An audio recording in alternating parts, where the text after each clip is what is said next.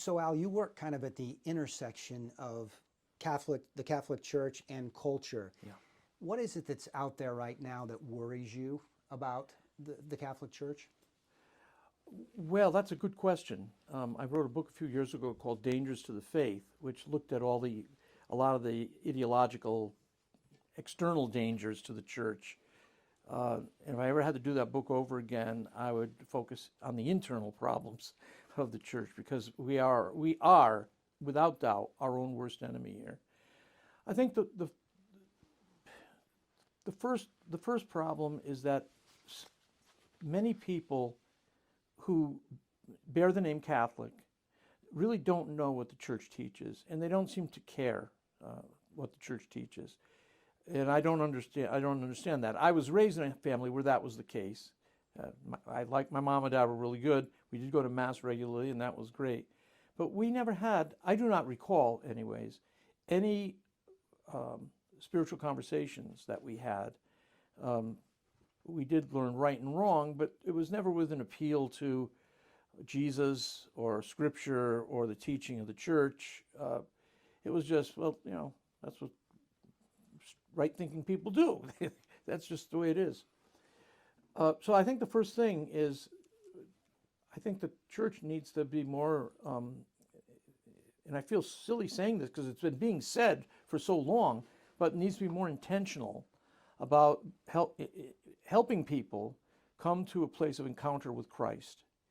And we are really gifted for that because of the sacraments, especially the Eucharist, where people can, in fact, in a very concrete and tangible way, encounter the risen Christ.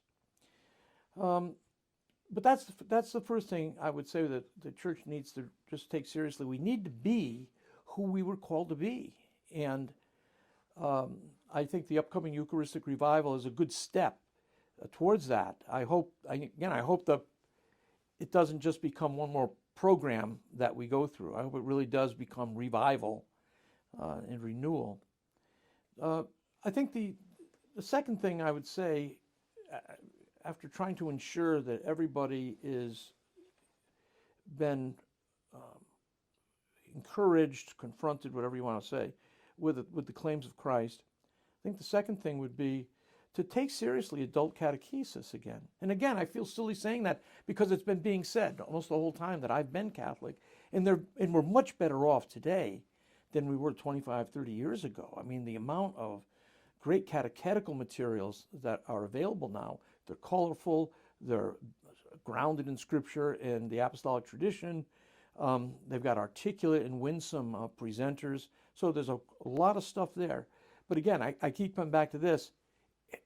It's got to get outside the normal zone. There's a nice subculture of committed Catholics. They read books from Ignatius Press. They listen to Ave Maria Radio or EWTN Radio. They go to Steubenville. They go to Ave Maria University. There's a little subculture there, and we're doing great at reaching those people. But we're not great at getting outside those boundaries again. We've kind of turned in, and we don't have great writers right now. We have great writers who can write for that market, but they're not great writers that are for the all of those men and women of goodwill, and even those Catholics of goodwill who are not really up to speed on the teaching of the church. We need, Bishop Barron has done great work in this regard, but we need lots more. So one, we have to keep up the work of being intentional about calling people to an encounter with Christ. Secondly, again, let people know that they are also called to serve. They've all been gifted spiritually, and proper catechesis should include taking an inventory of one's spiritual gifts that they receive by virtue of baptism and confirmation, so that people can then be equipped to go out and build up the body of Christ. So those three things, I think, are critical. Encounter with Christ, right catechesis and discipleship, and thirdly, inventory spiritual gifts. Let people have a calling. Everybody has a, quote, ministry. They've been given gifts. We need to figure out how to help them cultivate those gifts, find them, cultivate them. Those are the three things I think most important right now. They're all the hot button issues too we've got now with trans ideology and all of that stuff. But if we're doing those three things, it's not going to be hard to deal with these other ideologies. We may not win. And this is what's important for us to recognize.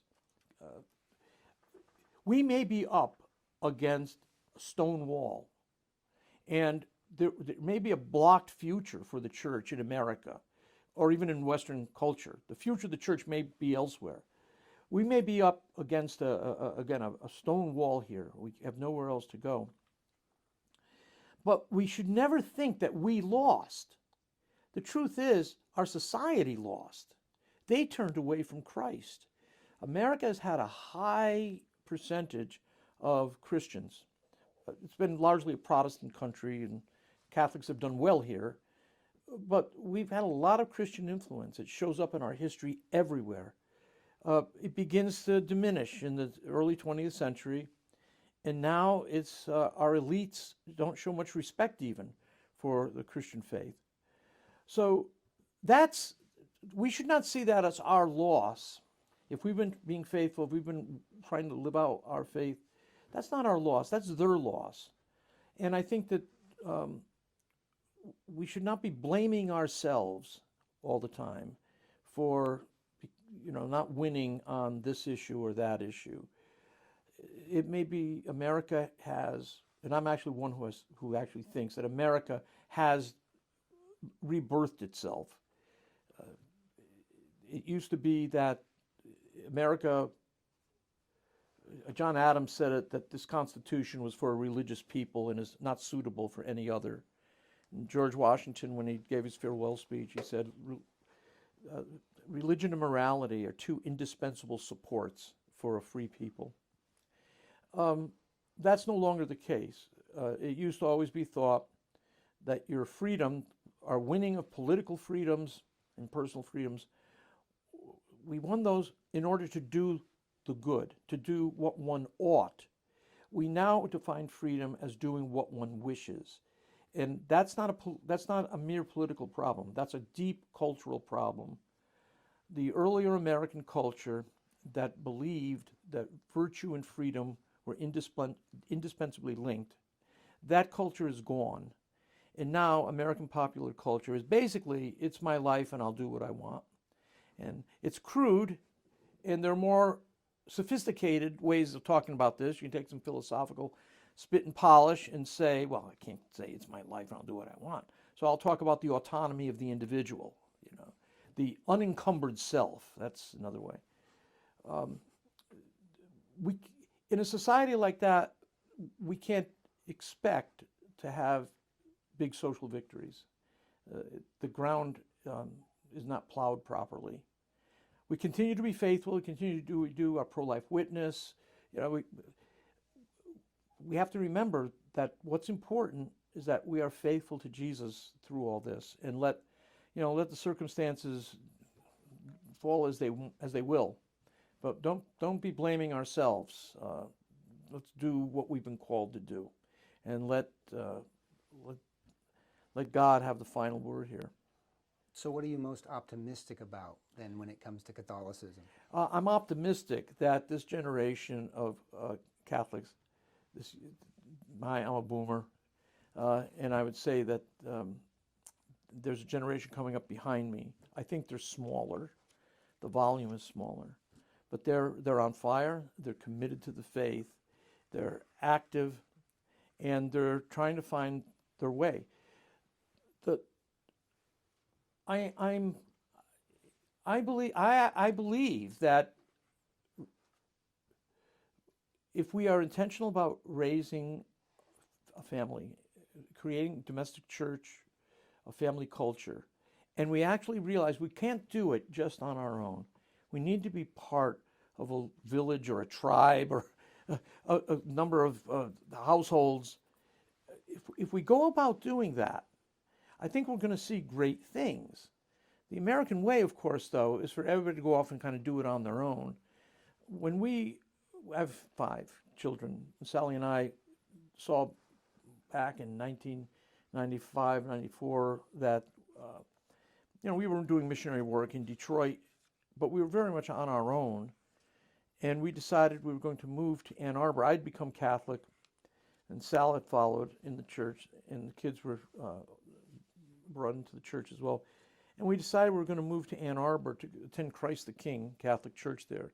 I had friends there, and I knew that this was a parish in which there was a real spiritual reality. Not perfect, but people were there because they wanted to be there. And I always tell people, go to churches where people want to be there.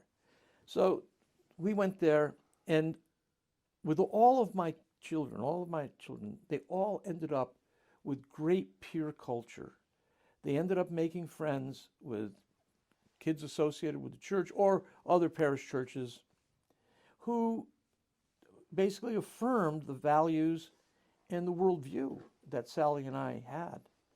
And all I can say at this point is that I have 5, one's 41, one's 21, so we're all in wide age there. There's every reason to believe now that they're all going to remain in the faith, and they're raising large families. I mean, Alexis and John, he teaches theology at Mount St. Mary's Seminary. He's the kind of son-in-law you pray for. He's been great. I think there's 7 kids. James and Natalie have 8. Nick and Katie have 5. And thankfully, Evan and Mary don't have any children, but that's because they just got married on Saturday.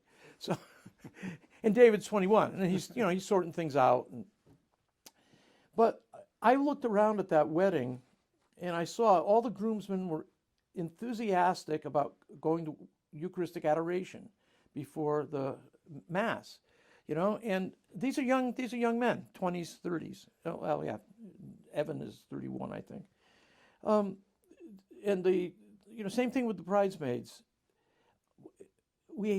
The people who participated singing, again, were friends who, one of the young men there actually composed a special Ave Maria for the Mass. And I'm saying there are wonderful things that happen, but I think you have to be part of a larger group. Parents have to be taken very seriously. Your great success in life will be your family. Make that the priority. But I'm confident that happens. So when you say, what am I excited about? I'm excited about seeing Catholic families be really Catholic and do what God has called them to do. Doesn't mean you have to have lots of kids. I'm just saying, you're going to see probably more families of larger kids like years ago we used to.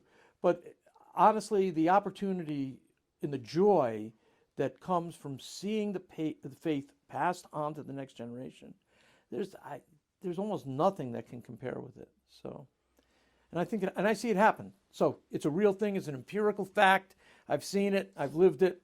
I know it happens. And I honestly don't see myself or Sally as like super parents. We had lots of help along the way.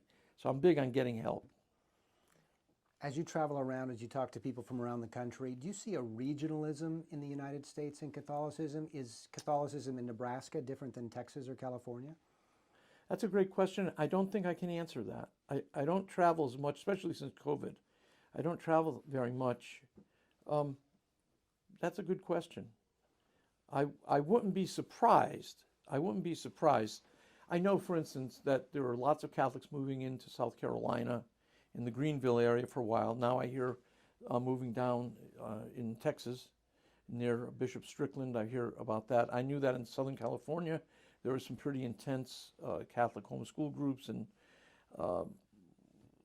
so I know that in New England, where I grew up in Connecticut, I'm not going back there now because my parents have died, so I don't have anybody to go back there to visit anymore. But I used to go back there to Connecticut, and it was as secular a place as I've ever been. And I used to broadcast in Portland, Oregon. So, I mean, it's amazing to see so much residue of Catholicism there, and so what appeared to be so little life. Down near Yale, there was a Dominican parish that was good, dynamic. But it was hard to find, again, people who embraced the faith and lived the faith and whose identity was formed by the faith. So New England might be in bad shape. Yeah. You talk with so many different people in your profession day after day after day about Catholicism. Yeah. What do you take away from those conversations? How does it help you? It gives you a feel. It gives you a feel that you have a sense, you know, in broad strokes what's going on. And you know, I talked to a former professor of medieval history at State University of New York, Geneseo, Bill Cook. And Bill's a great guest. He's done lots of teaching company tapes and lecture series. I just had him on recently to talk about Alexis de Tocqueville, the mid-19th century French aristocrat who wrote the book Democracy in America, which is, if you're doing political science in America, you have to read that book. But Bill taught all those years in a secular university. He did these very wonderful series on St. Francis of Assisi, on the best Christians in Christian history. Did some topics that people would call secular topics as well. But Bill, when he retired, he's got the Bill Cook Foundation. He travels all over the world, setting up schools and working with kids. Who the heck knew that? You know? I mean, I was like, you're kidding. I've known you for years, and I didn't know this. So you meet people like that, and you say, you know, we're everywhere. There are Catholics everywhere. Just this last year, we had at the University of Michigan a little dust-up with the medical school. There's a teacher there with an outstanding reputation, Dr. Collins, who was asked to give the they call it the white coat speech. It's really the welcoming speech to incoming medical students, you know. So it's meant to be upbeat and, you know, congratulations, you're coming to one of the best medical schools in the country, University of Michigan Medical School. You really have passed through a lot. It's great to have her. Glad to have you. She's a new Christian, relatively new Christian. I don't believe she's actually a Catholic, but she became pro-life. She became Christian, then she became pro-life, and it wasn't well known, but some left-wing activists learned of it, and they began to petition to disinvite her from doing this speech. I mean, she wasn't even giving a speech on pro-life issues or bearing witness to Christ in a testimony or anything. She was just doing, you know, a fairly conventional welcome to the program speech. And it got newspaper news coverage. Thankfully, the administration finally said, wait a minute, why are we being bullied by these people? She has a sterling reputation. No, we're going to support her. They did, but the left-wing activists did come and disrupt the event, you know. So, you know, we have, I didn't know her until this thing happened, but now I know there's another sister there at University of Michigan Medical School. And we do have people everywhere. We don't have controlling and creative influence in many of these large institutions. We are in all of them. I'm going to go to the World Health Organization, or you can go down to Ford Motor. You'll find Catholics everywhere. But we don't seem to be exercising much creative control or influence there.